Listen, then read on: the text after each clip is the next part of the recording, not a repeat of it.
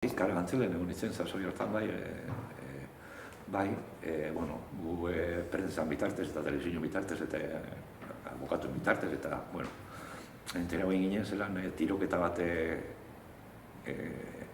egon zala Madrilen eta atxilotu bi zegoezela. Lehenengo atxilotu moduen, atxilotu bizin ziren, bat zauritute eta beste bat atxilotute. Eta, gero, gertatu zan nien, tratu txarren torturan bitartez, Jose Arregiren heriotza hilketa, barruen oso ambiente tristea eta alde batetik tristea, beste alde batetik impotentzia.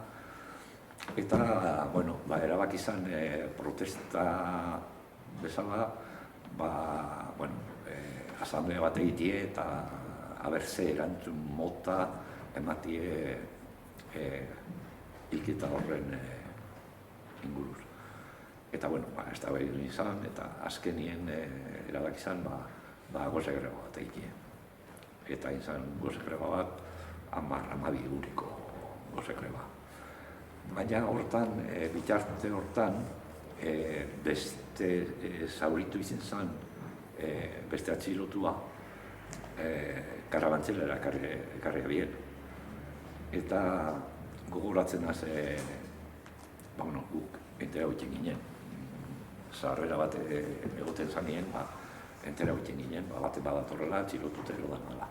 Eta orduan, kasu hortan, preso guztiak galeriako 3 piso zeukan planta baja bat, eta gero bi gorantza. Eta barrandila batzu zegoen, bueltan osuen. Eta orduan, preso guztiak barrandiletan, eta ikurriña bat krespoi baltzakin.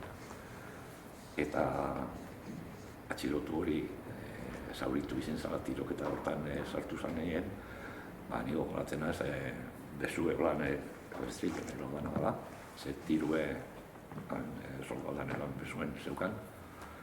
Eta beren aurpegia, zelako aurpegia jarriaban ikusia benien ikurriñek krespoi baltzakin.